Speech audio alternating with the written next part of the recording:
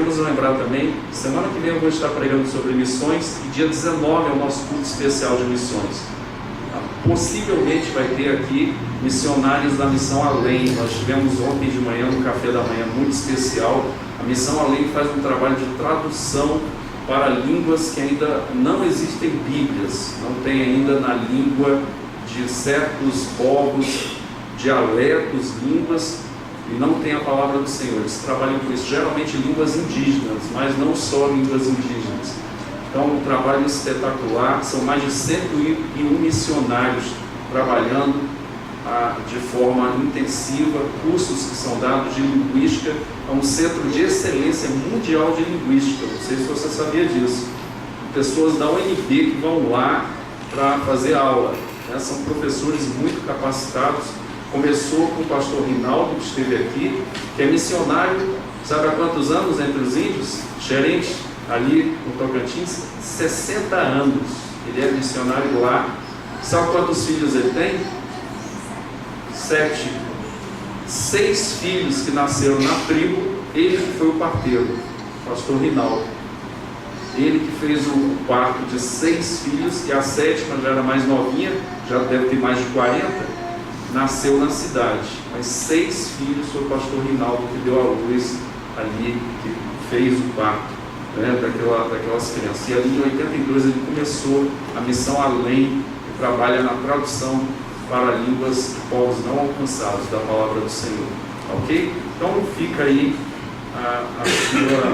a sua atenção para essas datas. Semana que vem nós vamos estar pregando sobre missões, na outra semana um culto especial de missões. Meus irmãos, vamos abrir aí no capítulo 6, nós estamos trabalhando já há algumas semanas a chamada oração do Pai Nosso.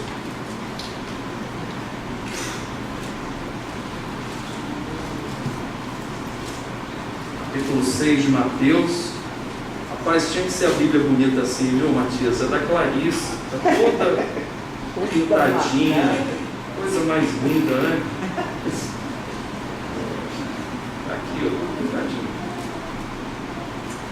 Meus irmãos, capítulo 6. Vamos orar todos o Pai Nosso, em voz alta. Pai nosso que estás nos céus, santificado seja o teu nome. Venha a nós o teu reino. Seja feita a tua vontade, assim na terra como é no céu. O pão nosso de cada dia nos dai hoje. Perdoa as nossas dívidas, assim como nós temos perdoado aos nossos devedores. E não nos deixes cair em tentação, pois teu é o poder, mas livra-nos do mal, pois teu é o poder, o reino e a glória para todos sempre. Amém. Meus irmãos, esse é o texto. Vamos orar. Pai, descortina diante de nós, Senhor, ó Deus, esta palavra, aplica aos nossos corações, a cada um individualmente, como só Tu podes fazer, porque Tu és poderoso, é onisciente, e nós clamamos a Ti, Senhor. Queremos Te entregar todo o louvor, toda a glória, Senhor, e que saiamos daqui transformados e abençoados. No nome santo de Jesus Cristo, oramos. Amém. Meus irmãos, então, nós vamos hoje nos ater exatamente na segunda petição. Venha o Teu reino. São 7 petições aqui, Pai Nosso. Irmãos, por que estamos falando do Pai Nosso? Vou fazer uma digressão aqui, deixa eu voltar um pouquinho atrás. Nós estamos falando sobre o Pai Nosso porque nós temos um tema maior que se chama temor de Deus. Nós precisamos ter mais temor do Senhor, e o temor do Senhor nos aproxima de que? Da glória dEle. Nós queremos estar perto do Senhor, queremos estar junto do Senhor, como eu trouxe aquela citação do Abraham Heschel, um rabino que morreu em 1972, um rabino judeu, que ele fala exatamente que temor do Senhor é você querer estar perto do Senhor, você como Maria, que sentou aos pés de Jesus e contemplava o Senhor e bebia da fonte da água da vida que o Senhor Jesus dava ali, as palavras para ela. Então, o Abraham diz que quando nós pecamos, nós nos afastamos, nós nos esfriamos dessa graça do Senhor.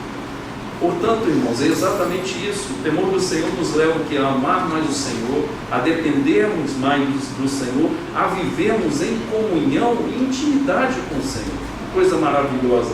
Já imaginou Deus, Criador de todas as coisas, nós temos comunhão com Ele. Portanto, irmãos, esse é o temor do Senhor. Colossenses 3,17, o apóstolo Paulo diz: e tudo o que fizerem ou disserem, façam em nome do Senhor Jesus Cristo, dando graças a Deus o Pai por meio dele. O temor do Senhor nos faz o quê? Agir, pensar, motivações, formas de viver, relacionamentos que agradem ao Senhor.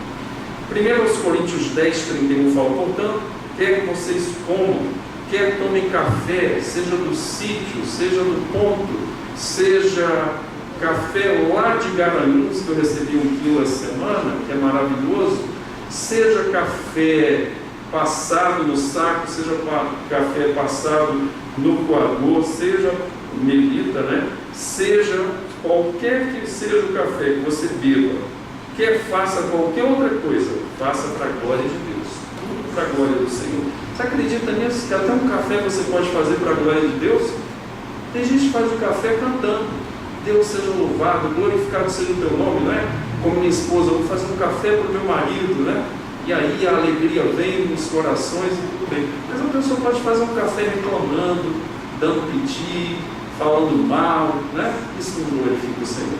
Um simples café pode glorificar a Deus ou não.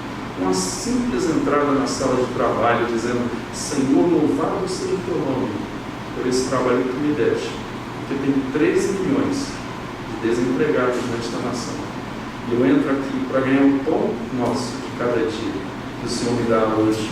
Quero te louvar e te agradecer.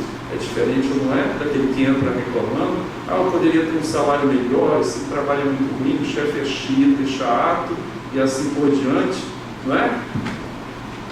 Já não glorificou o nome do Senhor, faltou temor do Senhor no coração.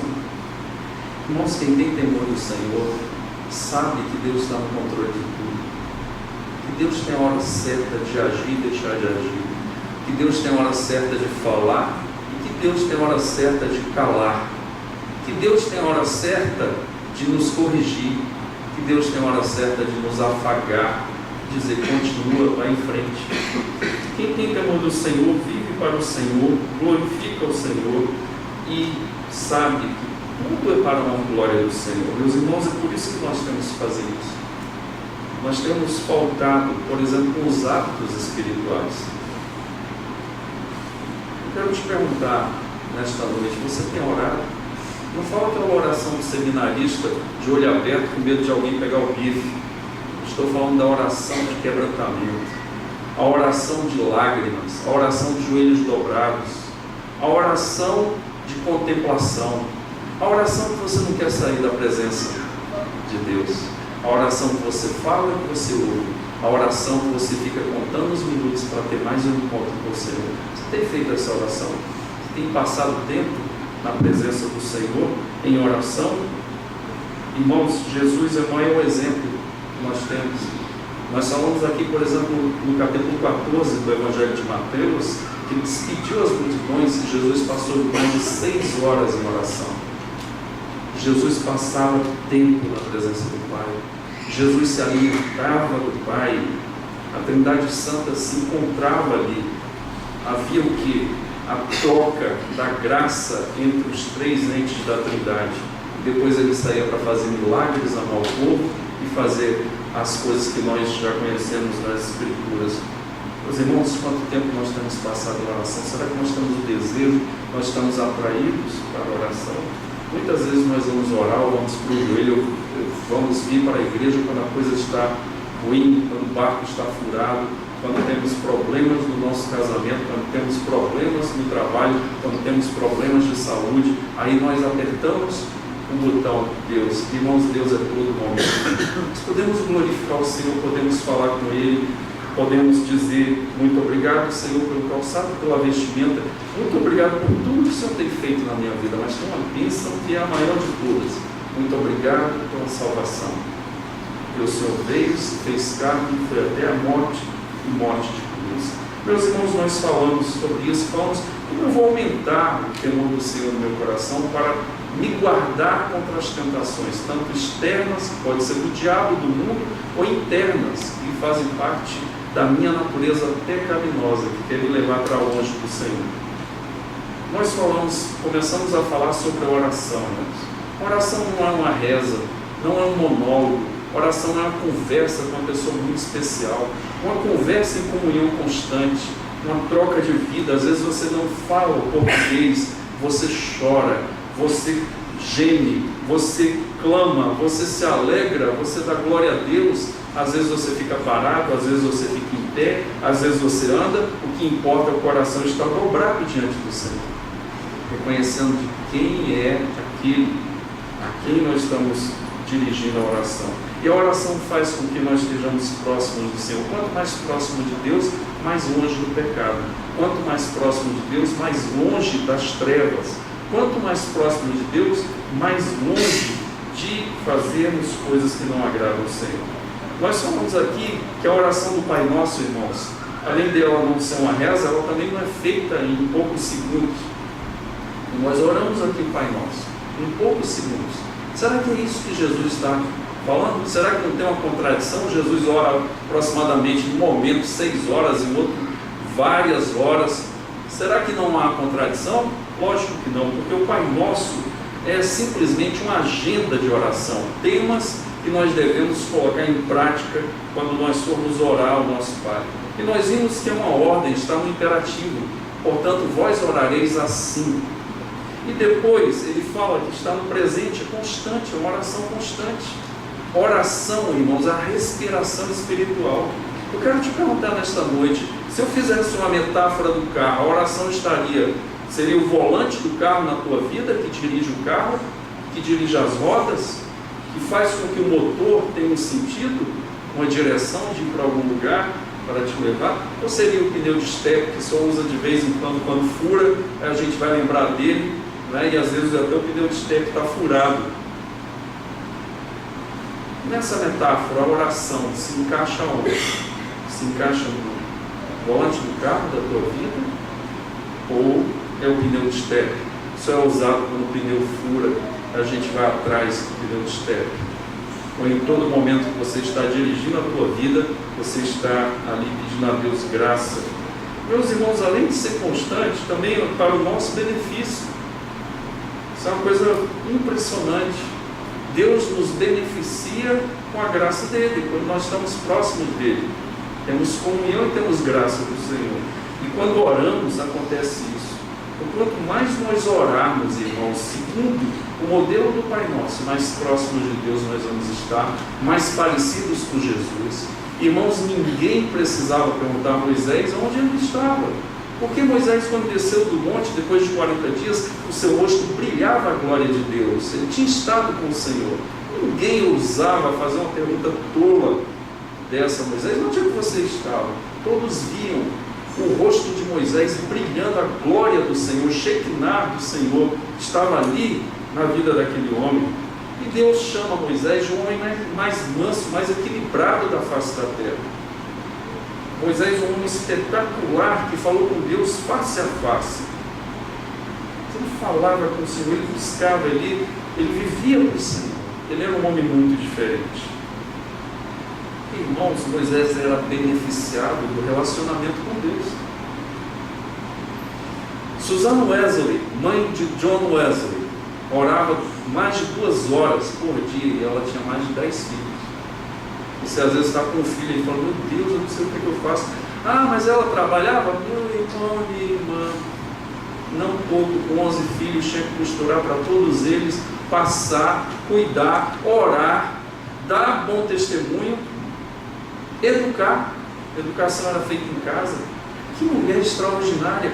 Calvino acordava 3 horas da manhã para orar, para dobrar os seus joelhos diante do Senhor. Ainda tem gente que fala que é calvinista e não ora.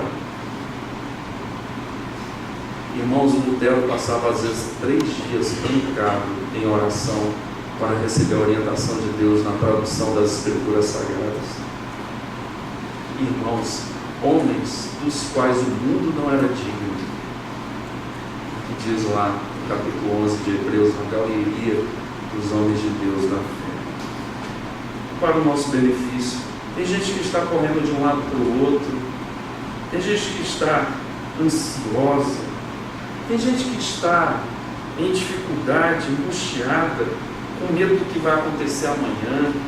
Tem gente que tem medo de morrer, tem gente que tem medo de um monte de coisa. Irmãos, isso é falta de Deus, isso é falta de oração, isso é falta de encontros constantes com o Senhor, para saber que Deus é tudo para nós, para saber que Deus é o Criador do universo, o mantenedor. Tem gente que está com medo de Satanás, tem gente que fica tolamente brigando contra o diabo. Irmãos, quem anda com Deus não se preocupa com Satanás.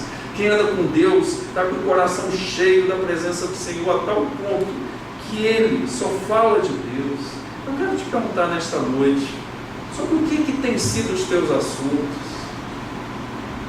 Irmãos, tem gente que não fala de Deus, tem gente que não fala do que Deus tem feito, tem gente que não sonha com um dia que a igreja vai ser arrebatada, que os mortos em Cristo ressuscitarão primeiro, e os que estiverem vivos serão arrebatados nos ares pelo Senhor.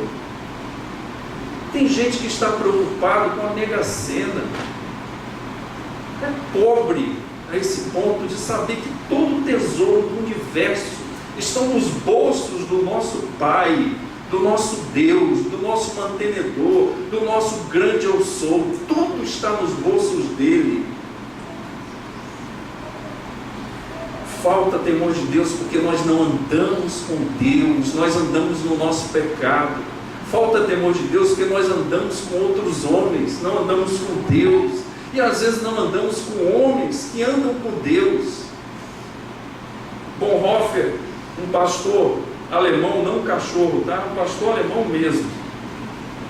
Bonhoeffer foi trucidado por Hitler, preso porque ele não baixou a cabeça, ele não adorou o Estado da suástica, ele não adorou, ele não se dobrou, e ele começou a ser criticado pelos próprios presos, como aquele ladrão da cruz criticava o outro, e criticava Jesus. E fizeram uma pergunta para ele próximo da sua execução por Hitler. Ele morreu com 39 anos. Para onde você está indo? Porque ele só sofria, as pessoas só viam sofrimento. Porque a pessoa que não tem Deus, ou não anda com Deus, só vê a casca das coisas, não vê o conteúdo das coisas, não vê o propósito de Deus nos sofrimentos, não vê o propósito de Deus nas coisas que acontecem, coisas ruins que acontecem às pessoas que estão andando com quem é bom. Não se enerve, irmãos. Perguntaram para Bonhoeffer: para onde é que você está indo? Ele falou: eu não sei para onde eu estou indo, mas eu estou seguindo a Cristo.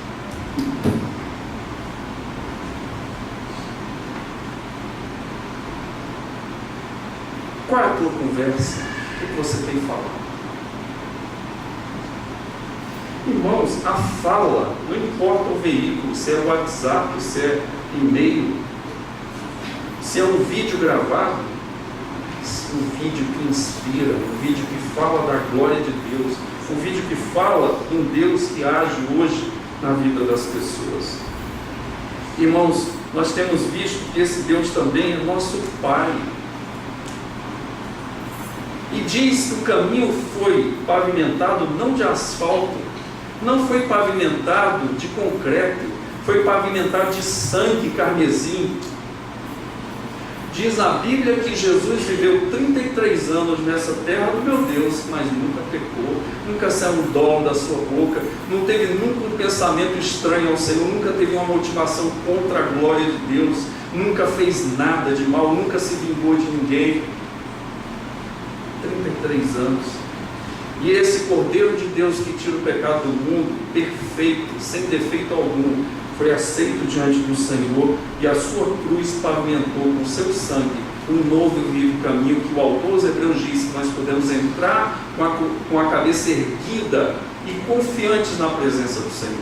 Uma presença que era uma vez só por ano, no dia de Yom Kippur, que o sumo sacerdote ia fazer a expiação O sacrifício por ele mesmo, que ele era pecador, e pelo povo de Israel. E só ele entrava seletivamente na terceira parte do Santo dos Santos, onde tinha aquela urna propiciatória em cima, os dois anjos, um olhando para o outro, os dois querubins. E dentro daquela urna, ali, uma cópia da lei, e o maná que Deus mandou do céu, e a vara de Arão.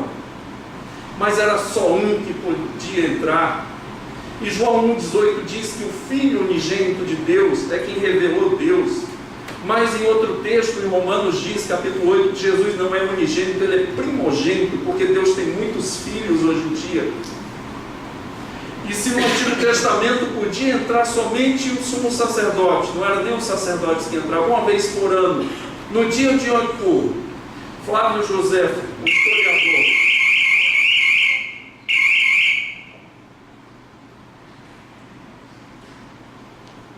Flávio José, um historiador, irmãos, primeiro século, judeu, que serviu a Roma, ele escreveu falando sobre esse véu, que esse véu era tão espesso para mostrar a diferença entre o santo e o profano, que ele era composto de 10 centímetros, que era tão grosso para mostrar essa diferença entre a santidade de Deus e a nossa miséria, o nosso pecado, que você poderia colocar 2 cavalos em sentidos opostos, puxando esse véu, cavalos fortes, cavalos lá da Arábia, poderiam puxar, e ele não se romperia, para mostrar a separação.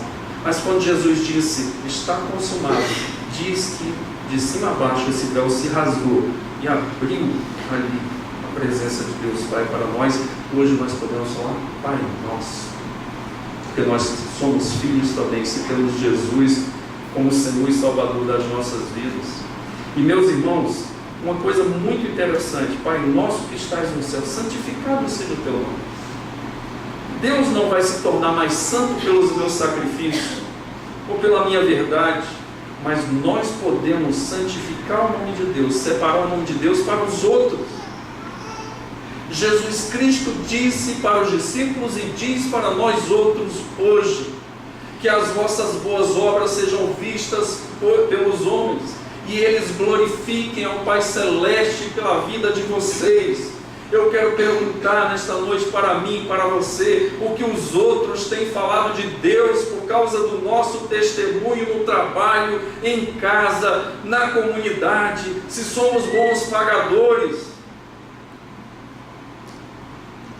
O que as pessoas dizem quando convivem conosco? Irmãos, que triste é se dizer, você é um crente legal, você não é chato, você conta piada suja, você ri de piada suja, você fica olhando para as mulheres, você fica olhando para os homens, você fica dando oportunidade para o pecado aqui dentro da nossa sessão. Você engana, você chega atrasado, você põe o paletó e sai para comer um sarapatel na feira do Guará e dura 4 horas e não volta. Você mente que o pneu do metrô furou, por isso você chegou atrasado. O que as pessoas dizem de você?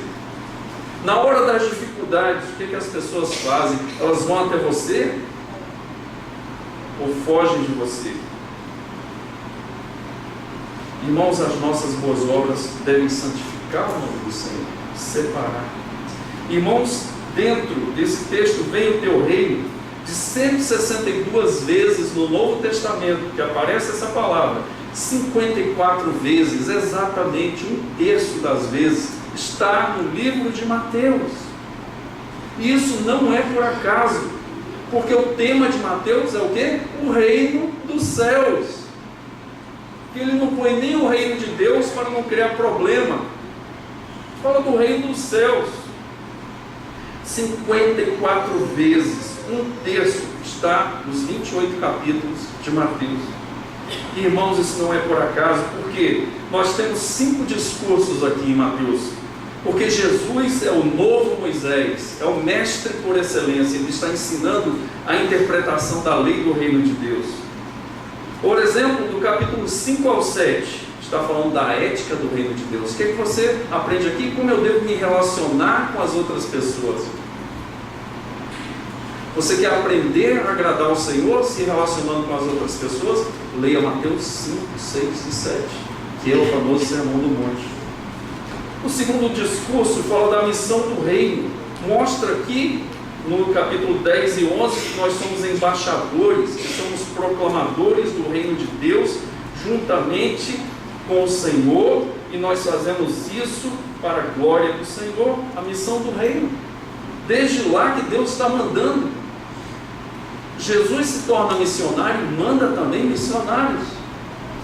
E manda que nós possamos ir às nações.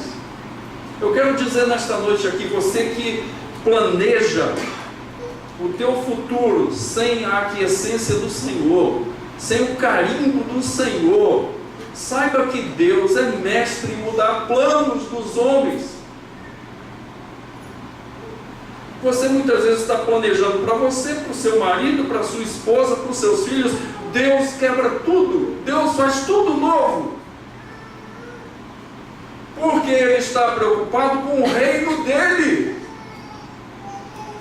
Por esse reino Ele deu a vida e sangue precioso. Ele nos chama para a missão do reino, para pregar esse reino.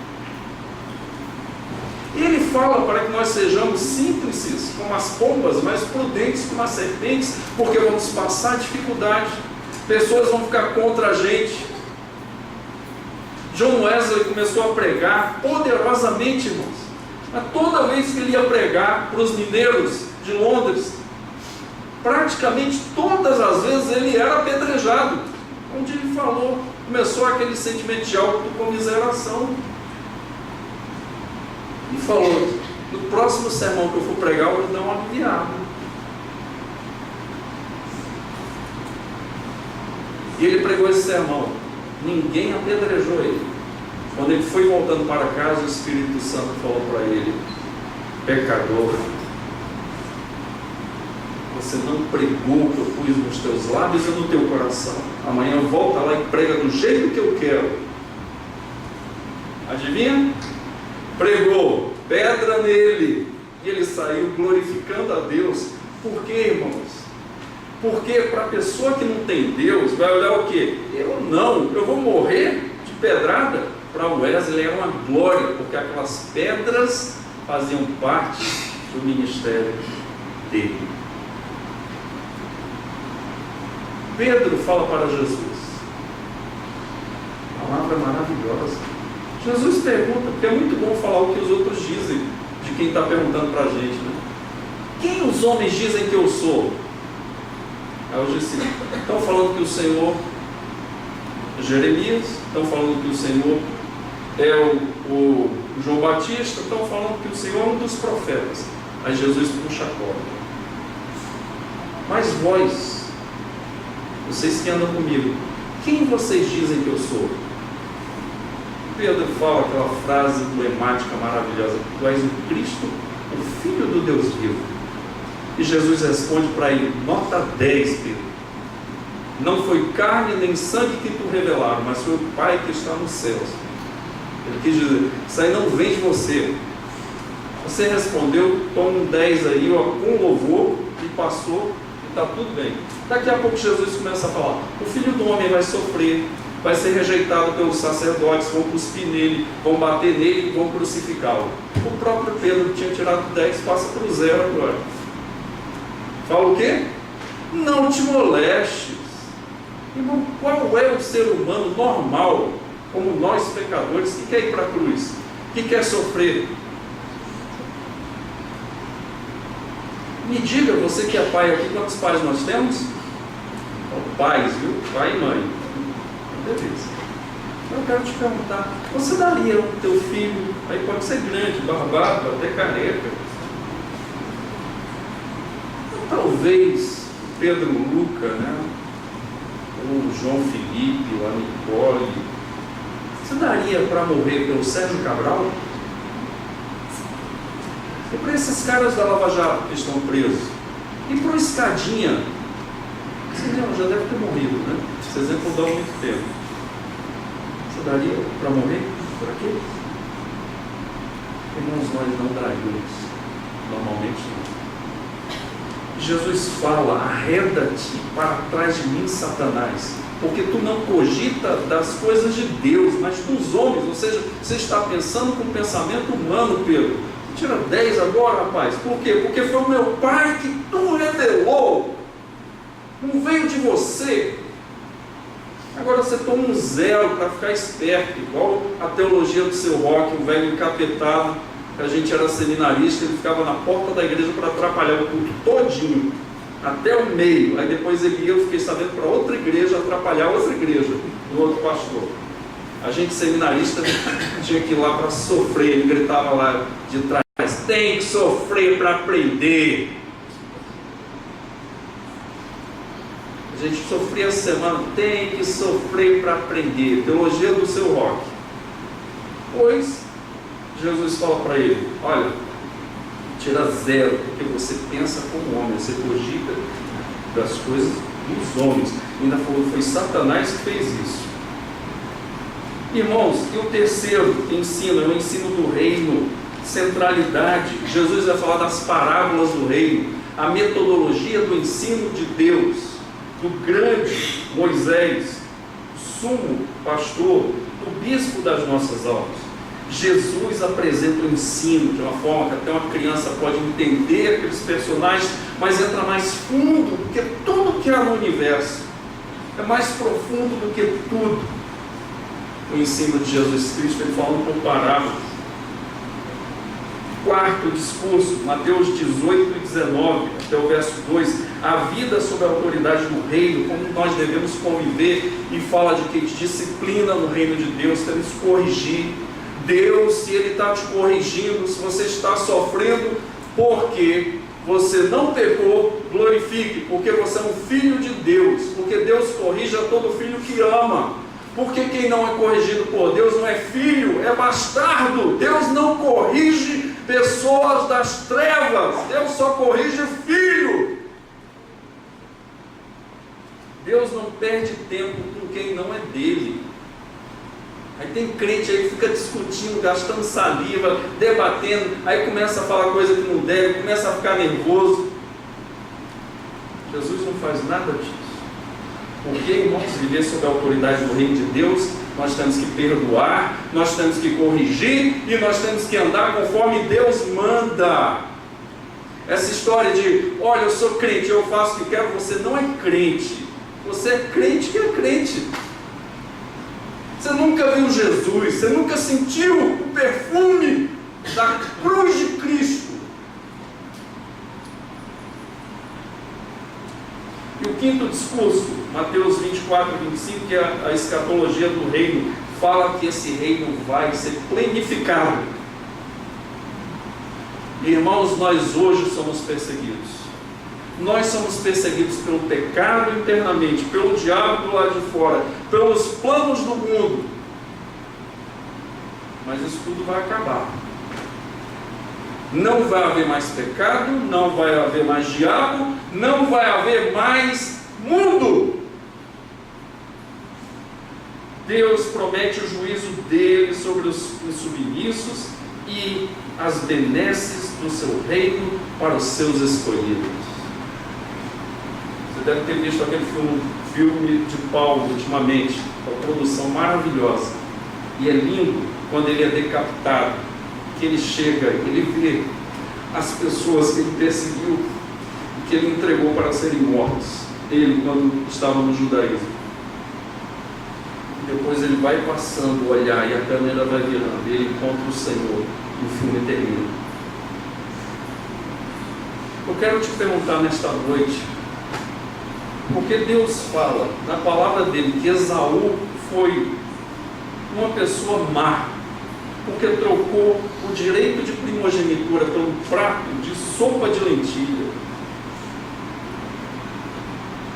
Muitas vezes nós estamos trocando a glória de Deus por um prato de lentilhas, pelo emprego, talvez ainda mais uma grana, mas é um emprego espúrio, enganador, corrupto, que eu vou me corromper.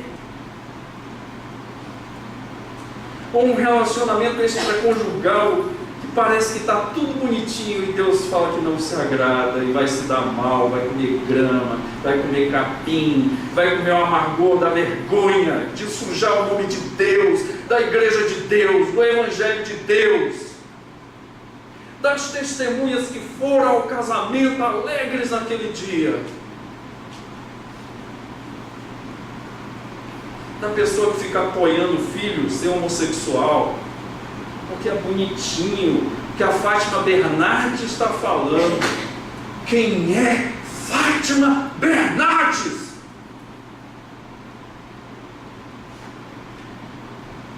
Porque o sociólogo falou. Quem é o sociólogo que disse? Porque é o filósofo. Quem é o filósofo que falou? Porque é o pastor lá nos Estados Unidos, e agora estão querendo trazer para o Brasil também. Quem é o pastor? Quem é contra o reino de Deus? Quem é contra a palavra de Deus?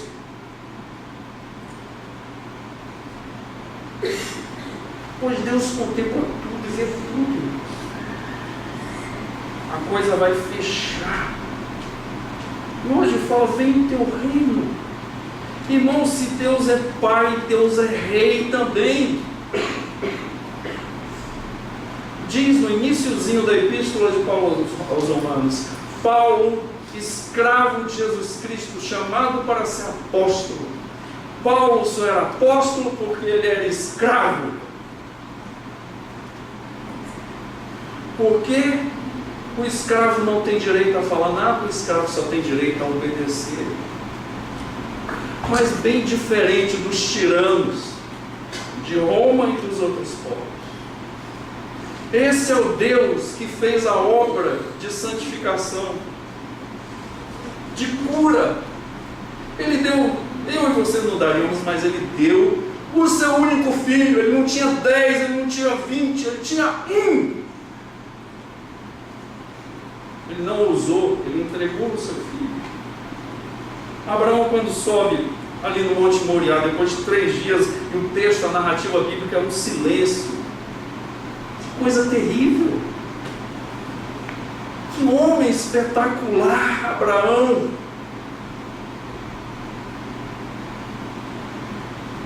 Ele não fala nada, ele sai, se despede da família, vai com seus servos. Depois de 3 dias chega ali no iniciozinho do Monte Moriá. E ele fala uma coisa que eu fico impressionado com aquele homem. Ele fala para os servos dele: fiquem aqui, porque nós vamos prestar o sacrifício ao Senhor. Era só ele e Isaac. E nós voltaremos. Nós voltaremos, se foi 2, volta 2. Porque o autor dos Hebreus tem uma interpretação para isso linda, gloriosa, que ele fala que Abraão, ele cria tanto em Deus, nas promessas do Senhor, que ele cria que Deus poderia ressuscitar o seu filho. E Abraão vai subindo, tem o cutelo, tem a lenha, e o menino segurando o cutelo para o sacrifício. E a lenha. E o menino pergunta: pai, aqui está a lenha, aqui está o cutelo, cadê o cordeiro? De novo Abraão: Deus proverá. Talvez as pessoas que estão ao seu lado veem só nuvem negra, só vem a carapaça da coisa. Mas quem anda com Deus está vendo de dentro, com os olhos da fé, está contemplando tudo, está sabendo de tudo, está só esperando o tempo de acontecer aquele negócio. A gente fala: larga do teu filho, ele é um drogado, ninguém quer mais ele. Você fala: Deus proverá. Larga. Você já vive aí atrás de emprego, todo lugar que você vai dá errado. Deus proverá. Abraão falou: Deus proverá.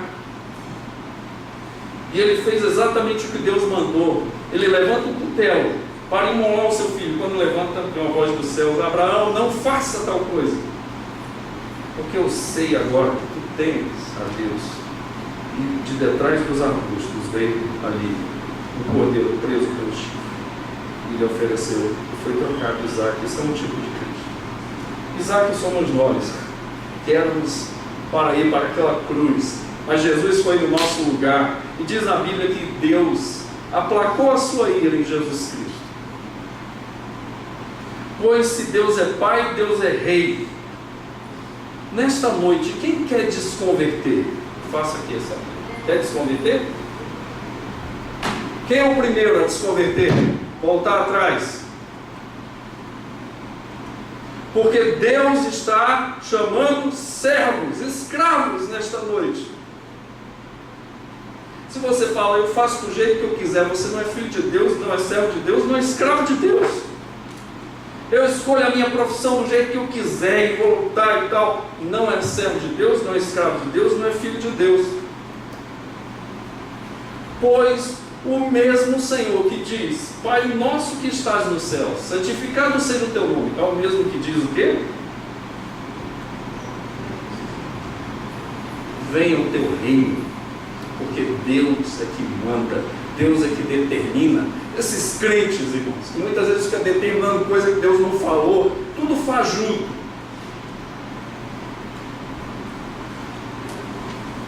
Nós vamos lutar contra Satanás todos os dias, mas o servo de Deus não está preocupado com isso. Ele vai seguindo o seu Senhor. Se Deus é Pai, Ele é Rei. Venha o teu reino, é um clamor, uma petição com rogos, com força. O reino perfeito venha, Senhor. O reino poderoso. O reino santo. O reino justo. Que não tem propina, que não tem engano, que não tem fome. Que não tem mais de 50 milhões na linha da pobreza, vivendo com R$80 por mês. É um reino amoroso. Vinde a mim todos vós que estáis sobrecarregados, e eu vos aliviarei. Tomai sobre vós o meu jugo, porque o meu jugo é suave, o meu fardo é leve. Tem gente que pensa que ser crente é deixar de fazer as coisas, é ficar bitolado. Tem gente que pensa que ser crente é sepultar o cérebro. É o contrário. São as pessoas mais inteligentes do universo, porque descobriram o segredo do universo. Quer viver para a glória do seu rei, quer viver para o reino de Deus, quer servir o Senhor. Um reino amoroso que protege e cuida dos seus filhos. Sendo como rei, ele deve ser obedecido, ele deve ser honrado, ele deve ser priorizado. Tiago fala que tinha uns caras lá naquela igreja complicada. Nós vamos fazer isso ano que vem. Você já falou isso? Eu já. Vou fazer isso, vou baixar a barriga, vou fazer academia, vou desentortar o bico de papagaio, vou guardar dinheiro. Irmão, só está faltando uma coisinha. Isso aí.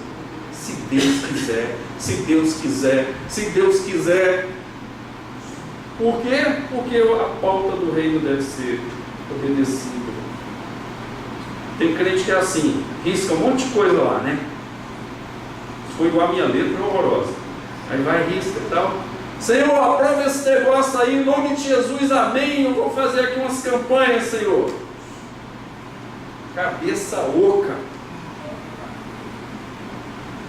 Crente cabeça oca, insensato, tolo. Porque a coisa mais linda e mais espetacular que tem é anuir aos planos de Deus, é concordar com os planos de Deus, é levar a pauta em branco. Senhor, preencha aí do jeito que o Senhor quiser, porque a tua vontade é boa, agradável e perfeita. Tem gente que pensa, se eu não casar, eu estou ferrado, não vai dar certo, eu vou ser infeliz. Aí fala aquela pérola, minha autoestima. Eu tenho que ser feliz, eu tenho que ser feliz. Para com isso. Não leva a folha em branco, Senhor, a minha felicidade é ser teu. É porque o meu nome está escrito no livro da vida do Cordeiro. Nem Satanás, nem o inferno todo vão apagar desse livro. Estão escritos nas palmas das tuas mãos, diz Isaías. A gente fala assim, fica com o biquinho: fulano esqueceu de mim, fulano não me ama.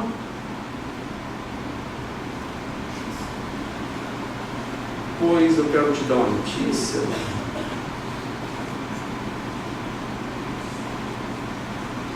O Senhor do Universo, Criador de tudo, dos planetas, das galáxias, dos anjos, de tudo, Ele te ama. Amém. Diz na Bíblia: pode a mãe que amamenta, veja ali a Suzana carregando aquele molequinho lindo, né? Aí o outro, aí está o Pedro Luga lá, que bicho é forte. Peguei esse menino um dia desse para quê? Segura aqui que eu vou ali, né? Mas eu estava cansado. Diz na Bíblia, em Isaías: pode a mãe que amamenta, a Suzana, a Laiana, esquecer dessa criança, que é uma comparação estúpida, não tem jeito. Mas diz que Deus não se esquece de ti, porque o teu nome está escrito nas palmas das mãos de Deus. Que coisa espetacular, irmãos. Como se esquecer? Escreveu ali: quem é o demôniozinho sem vergonha que vai tentar entrar lá para tentar apagar com a borracha infernal, endiabrada? Irmão, Deus não é de vibe não, de onda, entendeu? Deus vai para cá, vai para lá. Deus pensa uma coisa hoje, depois não pensa mais. Deus não tem esse esquema não, meu. Porque não há sombra nem variação na glória do Senhor. Ele é perfeito. Por isso eu devo amar, pedir permissão. Vou comprar um pão na esquina. Senhor, vou ou não vou? Vou tirar a barba. Mas se eu quiser que eu tire a barba, para entendermos como é que é o esquema, Deus é rei. A segunda lição: devo orar pedindo para Deus implantar o seu reino. Venha o teu reino. É um clamor: venha. Quem tem fome e sede de justiça será satisfeito, será fraco. Paulo diz que nós somos embaixadores do reino de Deus, onde andamos. Nós somos representantes, devemos propagar as boas novas, falar sobre a obra que o Rei Jesus operou para nos tornar homens propícios diante do Pai. Irmãos, olha que exemplo espetacular. Eu devo orar para o reino de Deus ser implantado. Pedro e João são presos. Um homem é curado ali no pórtico de Salomão, na entrada do templo. Um homem com 40 anos que estava ali. Eu não tenho prata nem ouro, mas o que eu tenho eu te dou. Levanta-te em nome de Jesus e anda. Ele começou a andar, saiu pulando. Irmão, já imaginou isso aí? Eu participei de uma igreja que eu e outro diácono, nós éramos encomendadores de alma. Tudo que era inteiro, estava lá eu tinha que fazer enterro. Às vezes eu ia no campo da esperança, que às vezes não tem nada de esperança, 3 vezes por semana, já fui até 4. É enterro demais, irmãos. E eu ia brincando com Deus, ia conversando: será que hoje alguém se ressuscita? Pois já imaginou isso? O homem ali pedindo esmola: não tenho prata nem ouro, mas o que eu tenho eu te dou. Em nome de Jesus Cristo, levanta-te e anda. Ele começa a andar. E irmãos, sabe o que fizeram? Prenderam Pedro e João. Tem gente que pensa que pode algemar o Evangelho. Algemaram o apóstolo Paulo, mas ele disse: contanto o Evangelho não está algemado. Prenderam, açoitaram, bateram. Falaram: não falem no nome desse Jesus. Irmãos, está a gente se convertendo a rodo. 3 mil, 5 mil e conversões. Não falam, ameaçaram. Sabe o que eles fizeram? Mas a gente fala assim, vamos mudar dessa cidade aqui, que a coisa está feia. Como diz o outro crente lá, a coisa está estreita. Eles foram para os irmãos para orar. Agora veja esse relato, ipsis literis aqui do texto. Uma vez soltos, procuraram os irmãos e lhes contaram quantas coisas lhes haviam dito os principais sacerdotes e os anciãos. Ouvindo isto, unânimes, levantaram a voz a Deus e disseram à igreja toda: Tu, soberano Senhor, que fizeste o céu, a terra, o mar e tudo que neles há, que disseste por intermédio do teu Santo Espírito, por boca de Davi, nosso pai, teu servo, porque se enfureceram os gentios e os povos imaginaram coisas vãs. Levantaram-se os reis da terra e as autoridades ajuntaram-se a uma contra o Senhor e contra o seu ungido, porque verdadeiramente se ajuntaram nesta cidade contra o teu santo servo Jesus, ao qual ungiste. Herodes e Pôncio Pilatos se juntaram com os gentios e gente de Israel para fazerem tudo o que a tua mão determinou, do teu propósito predeterminado.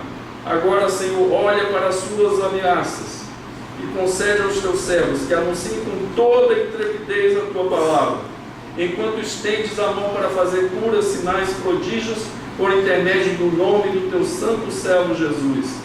Tendo eles orado, tremeu o lugar onde estavam reunidos. Todos ficaram cheios do Espírito Santo e com intrepidez anunciavam a palavra de Deus. Devo orar pedindo para que Deus implante o seu reino. Sabe o que, irmãos? Às vezes a gente fica orando, me dá um apartamento. Isso não é pecado, não. Mas tem que ficar no rabo da fila do pedido.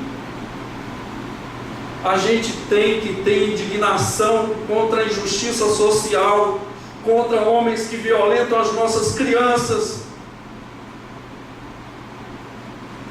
Nós temos que ter indignação com o marido que bate mulher.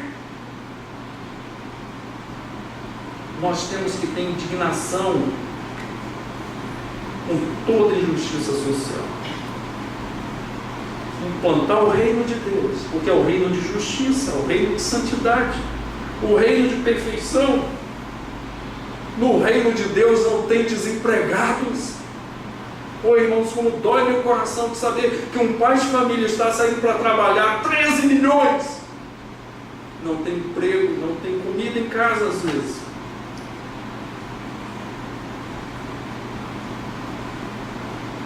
Eles não pediram, Senhor, alivia a nossa, estão perseguindo a gente, o sacerdote lá falou que vai matar a gente e tal, e o Sinédrio se reuniu, eles estavam com a cara brava, e vão matar a gente mesmo, muda a gente de cidade, vamos embora, vamos fechar a igreja e tal. Não tinha nada disso, irmão. Nos dê intrepidez para falar do teu nome, para continuar pregando, Senhor, e enquanto isso o Senhor vai estendendo a mão e fazendo curas, sinais, prodígios. Porque, irmãos, a agenda do Senhor, da oração, é o reino de Deus. Mesmo que eu tenha que sofrer, mesmo que eu tenha que ser perseguido, mesmo que eu tenha que ser injustiçado, o reino de Deus tem que ser implantado. Essa é a pregação do Senhor para a sua igreja. Só lá da Assembleia vai ficar preocupado.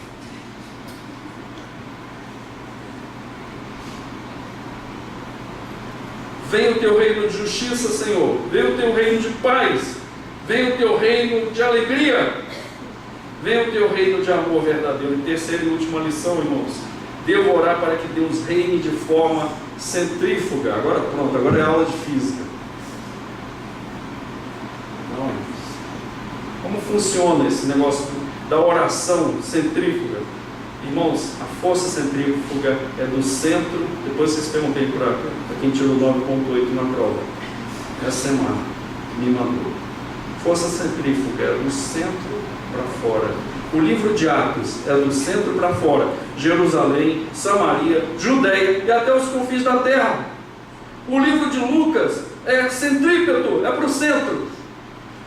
Fiquem em Jerusalém até que lá do alto sejais revestidos do poder de Deus. Aí depois vem o quê? Irmãos, os discípulos, é igualzinho a gente, né? Está lá Jesus se despedindo. Irmão, ver Jesus ressuscitado deve ser um... E os caras estão perguntando as mesmas coisas. Parece crente assim: Senhor, é minha unha encravada, vai curar? Não, Senhor. E aqui, meu casamento? E aqui, o emprego que eu quero passar no concurso, que é o ídolo de Brasília?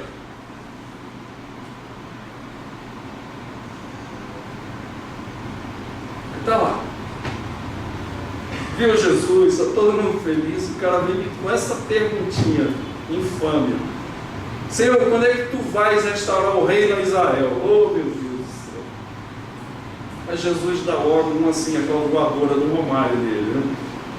Ele sabe disso, sabe. Não vos compete saber tempos ou épocas, que é somente do Pai. Mas recebereis poder ao descer sobre vós o Espírito Santo, e sereis minhas testemunhas tanto em Jerusalém, Samaria, Judeia e até os confins da terra. Jerusalém, Judeia, Samaria e até os confins da terra. Irã, inclusive. Você pensa que o reza está aqui na igreja de graça, irmão? Pois Deus vai alcançar todas as nações. Pensa que é de graça? Devo orar para que o reino de Deus comece em mim. Por isso começa em mim. Eu oro para que Deus venha com o seu reino reinar na minha vida. Depois eu oro pela Fabiana. Aí depois Raíssa, Jonatas, Gustavo. Aí depois igreja. Aí vai para a liderança, vai para não sei quem, vai para não sei quem, vai para não sei quem. Aí depois cidade de Águas Claras. Ora, pelo não sei quem, pelo não sei quem, em vez de ficar reclamando do buraco, vai atrás para Deus tampar esse buraco. Depois, Brasília. Ah, mas ele não é do partido que eu votei. Que bobagem! Diz na palavra, Romanos, capítulo 12. Foi Deus 13, que foi Deus que colocou toda a autoridade, foi instituída por Ele. Cabra ruim, cabra bom, cabra mais ou menos. César foi instituído por Deus. Deus tem os seus planos. Ora por Brasília. Aí depois, Brasil. E depois, confins da terra. Aí você deve estar falando: nossa, eu tenho que ter muito tempo para orar. E eu não falei para você desde o início do sermão? Está vendo, irmão? Assim. E eu vou ter que acordar mais cedo. Agora o professor meu de cursinho fala: você vai errar isso na prova, vai ou não vai? E a gente está amarrado. Ele: não, vai errar. E o miserável acertava. Eu acho que ele era profeta do Senhor. Vai errar? Vai. E a Fabiana: está amarrado. Ele: vai errar. Devo orar para que o reino de Deus venha sobre mim, sobre a minha família, sobre a igreja que pertenço, sobre Águas Claras, Brasília, Brasil, confins da terra. Deus tem compromisso com todos os povos. É um roteiro. E Deus manda que nós façamos assim. Meus irmãos, nós vamos orar para que o reino de Deus seja implantado por definitivo, buscando priorizar a agenda do Senhor e não a nossa. Vamos vislumbrar, irmãos, a verdade disso no Apocalipse. Você tem que olhar para frente. Diz lá em Apocalipse 21, de 1 a 6: vi novo céu e nova terra, pois o primeiro céu e a primeira terra passaram e o mar já não existe. Vi também a cidade santa, a nova Jerusalém, que descia do céu, da parte de Deus, ataviada como noiva adornada para o seu esposo. Coisa linda. Então ouvi grande voz vinda do trono dizendo: eis o tabernáculo de Deus com os homens. Deus habitará com eles. Eles serão povos de Deus, e Deus mesmo estará com eles. E lhes enxugará dos olhos toda lágrima, e a morte já não existirá. Já não haverá luto, coisa ruim é enterro, nem pranto, nem dor. Você que está passando por dor não vai ter dor mais. Porque as primeiras coisas passaram.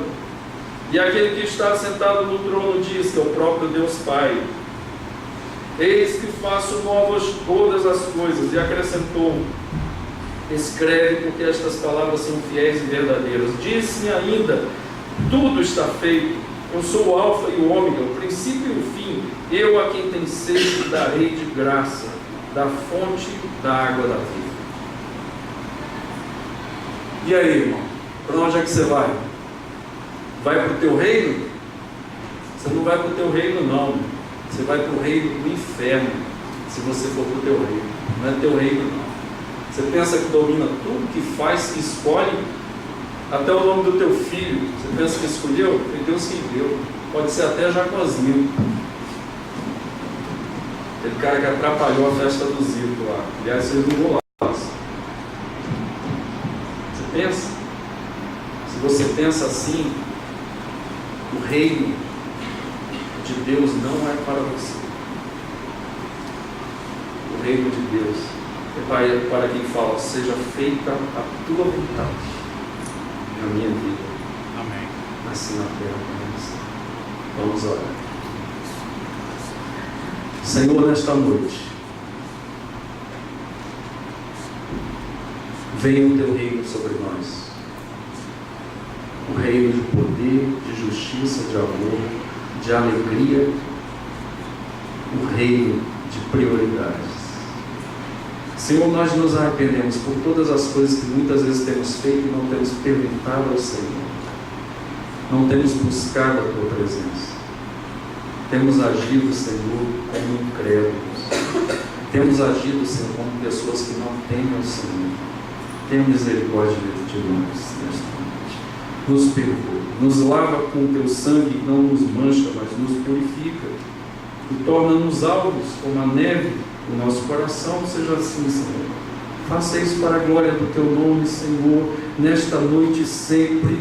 Não queremos deixar de estar perto de Ti, como Maria, que sorvia as Tuas palavras, entrava, Senhor, ali nos ouvidos dela, ia para a alma, e a alma era liberta, e a alma era acalmada, apacentada, e vinha a alegria que só pode ter quem anda contigo, Senhor. Queremos ter temor do Senhor para não nos apartarmos de Ti.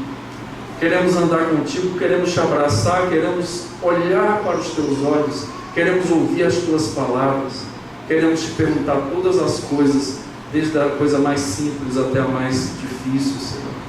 Ó Santo Deus, nesta noite, Senhor, nos lava e nos purifica, Senhor, torna-nos alvos, Senhor, diante de Ti, purifica os nossos corações, Senhor.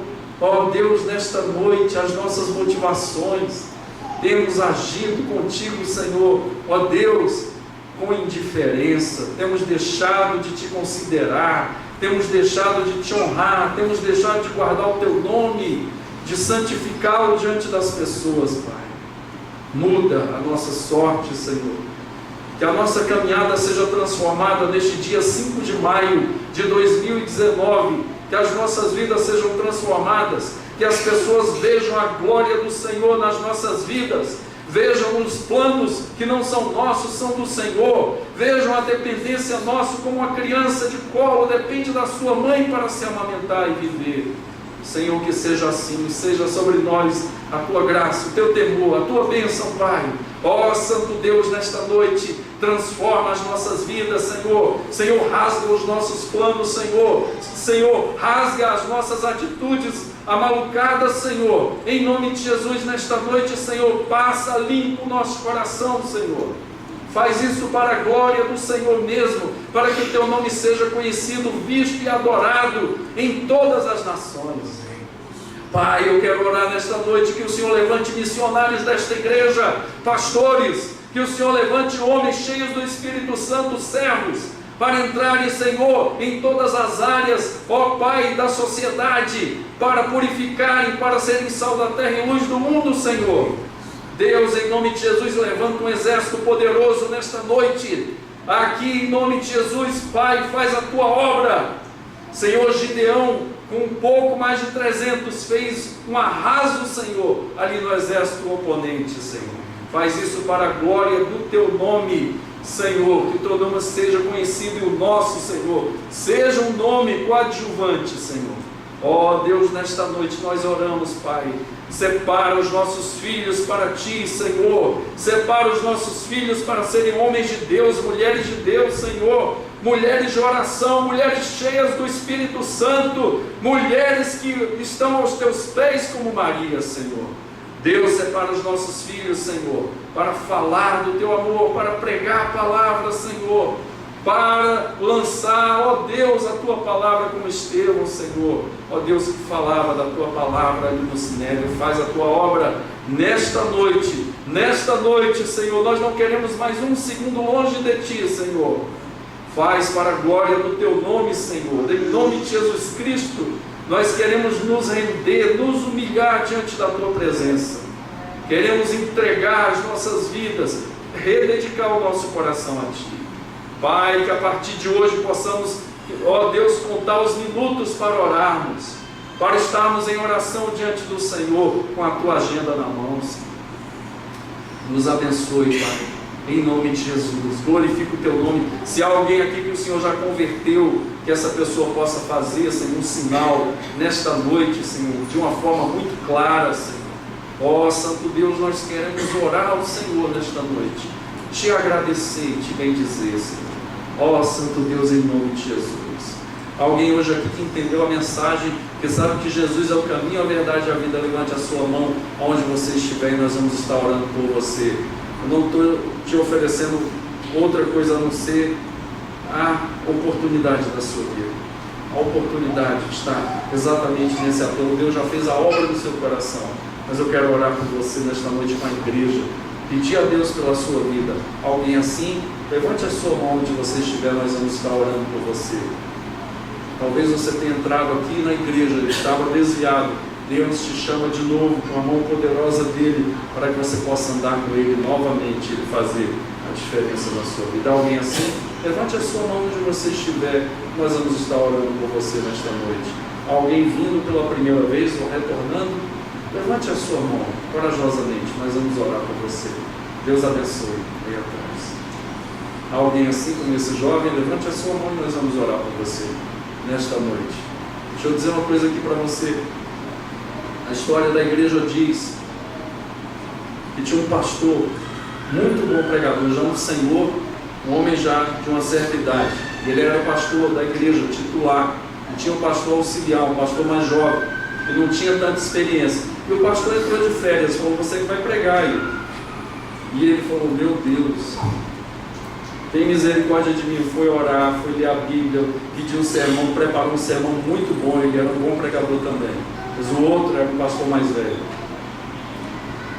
Sendo que o pastor mais velho, quando pregava, ia uma multidão lá na frente.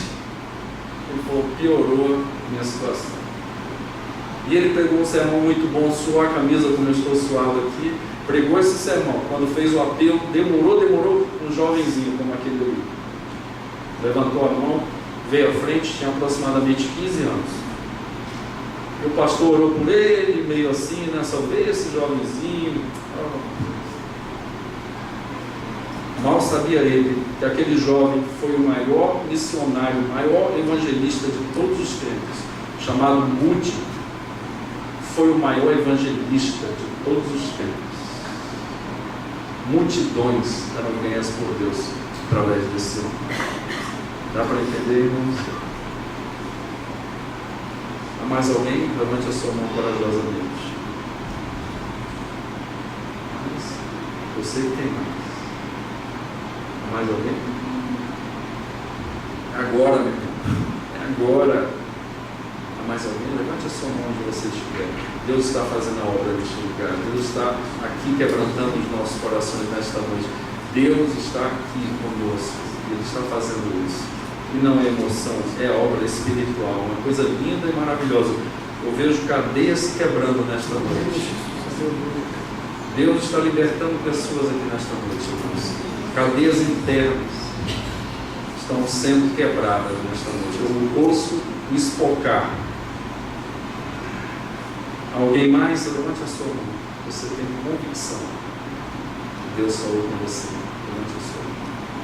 Eu quero chamar esse jovenzinho para vir aqui à frente. Pode vir. Vai, Gustavo, faz alguma coisa aí. Deixa Deus te usar. Vem cá.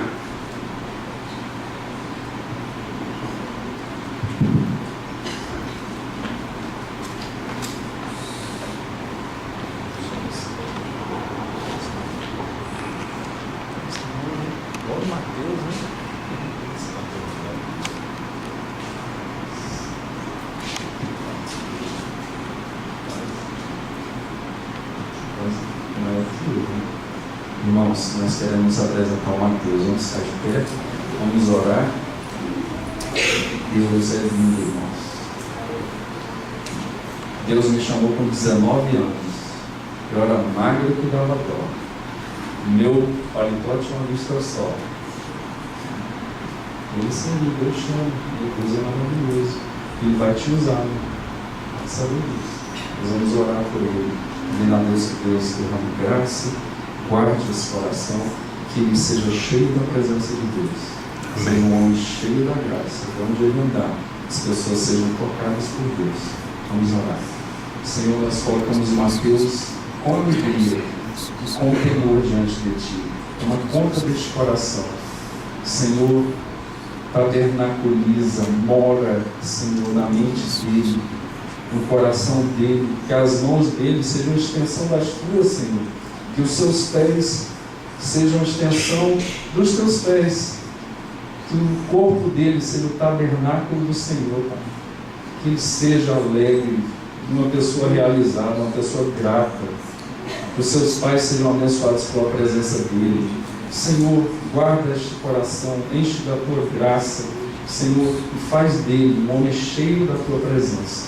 Nós oramos por ele, pedimos que o Senhor guarde ele em todos os lugares que ele for, na escola, na vizinhança, em casa, que ele seja protegido pelo Senhor. Nós oramos agradecidos pelo Mateus, em nome de Jesus. Amém. Amém. Que dia é o culto dos jovens? 1 de junho? Você está convidado. Tá bom? Deus abençoe. Gustavo, anota aí o nome dele, pode sentar. Assim, né? Trabalhar, Gustavo. Pensando que, meus irmãos, nós queremos agradecer ao Senhor. Vamos agora participar com alegria dos dízimos e das ofertas. Irmão, deixa eu dizer uma coisa para você. Quem é crente aqui, levante a sua mão. A gente está levantando até o pé, né? Ok, crente mesmo. Você está dando dízimo? Não responda alto. Se você estiver deixando de dar o dízimo, você é ladrão. Dá para entender isso? Não estou interessado no seu dinheiro, não quero saber quanto você ganha, não quero nem saber se o teu cartão é da Caixa, se é azul, se é roxo, se o teu cartão é do Banco do Brasil. Deus me constituiu pastor para eu falar a verdade para você. A Bíblia diz que quem é ladrão, quem retém os dízimos e as ofertas do Senhor. Sabe por que Deus institui isso? Para que você saiba depender dele. Mas Deus é bom, irmãos, para que você saiba que Ele que te dá. Se você tem emprego, Ele que te deu. Sabe por quê? Ele cuida de você na caminhada. Ele quer que você devolva para você lembrar de onde vem. Sabe por quê, irmãos? Quando a gente vai passando o cartão de crédito, a gente vai esquecendo que Deus é quem nos dá. A gente pensa que vem da gente. E a segunda coisa, para que haja mantimento na casa do Senhor. Pense sério. Você fica reclamando às vezes da Lava Jato, né? Aqueles ladrões, o Sérgio Cabral, que tem terno de 120 mil, não tem mais, né? Pelo menos eu acho. E às vezes você está roubando a Deus. Ele roubou os cofres que pertencem a Deus. Você está roubando diretamente a Deus. Aí você fica falando, o Sérgio Cabral, e não sei o quê. Aí o outro lá, a mente, PC Faria, e o Collor, não sei o quê. E Deus olhando, você é ladrão. O que você tem aqui? se arrependa e faça aquilo que Deus fala. Por quê? Porque Deus não se agrada disso. Então, meus irmãos, nós devolvemos não é porque Deus precisa, não. É porque Ele manda para o nosso bem, para que nós aprendamos que Ele é que é o nosso pastor. Ele que cuida de nós. Eu trabalhei! Trabalhou, meu irmão? Deixa eu dar uma gripezinha aí. Tem gente aí fungando aí. Eu vi essa semana aí na igreja, tossindo, fungando, nariz correndo. Tem aqui no Mohammed, né? Nariz correndo, nariz fungando, olho vermelho. Tá? Tem gente que ficou de cama, parou de trabalhar. É isso aí, meu irmão. A gente é assim. É desse jeito que a coisa funciona. Volte. Tira esse tipo da sua vida. É você que tem que fazer. Ah, não dá. Irmão, deixa eu te dizer uma coisa. Deus sabe por que eu estou falando isso. Para você ouvir. Você se lembra do Trucks Burger? Quem é aqui do Rio não sabe. Tinha o tal do Trucks Burger. Eu não sei se existe mais. Tinha um aí, já falei. O Emerson está feliz, né? Imitou muito o macaquito, Emerson. Eu senti o gosto agora, pastor. Memória gustativa, né? E a gente chegava depois do culto da igreja, ia para esse negócio que era bom demais, era uma fila horrorosa, demorava a gente ficar conversando ali, era bom demais orando. Aí meu pai me dava o dinheiro para ir para esse Turks Burger, era chique o nome, Turks. A gente ia, eu tirava do dinheiro que ele me dava para dar o dízimo, a oferta. A gente não pagava nem um envelope. Mas eu já tinha isso no coração. O pastor perguntou, quando eu fui me batizar, você já é dizimista de coração? Eu falei, sou. Eu não trabalhava. Nunca deixei de fazer aquilo que Deus mandou nessa área. Pergunte, eu nunca tive problemas nessa área. Sabe por quê, irmãos? A gente não dá dízimo para Deus barganhando, para Deus dar mais. A gente dá porque Deus manda. Vem o teu reino? Entende isso? Está dado o recado. Quem ouviu, ouviu. E tem ouvidos para ouvir, ouça o Espírito diz à igreja. Vamos cantar e adorar o Senhor enquanto recolhemos nesta noite os dízimos e as ofertas.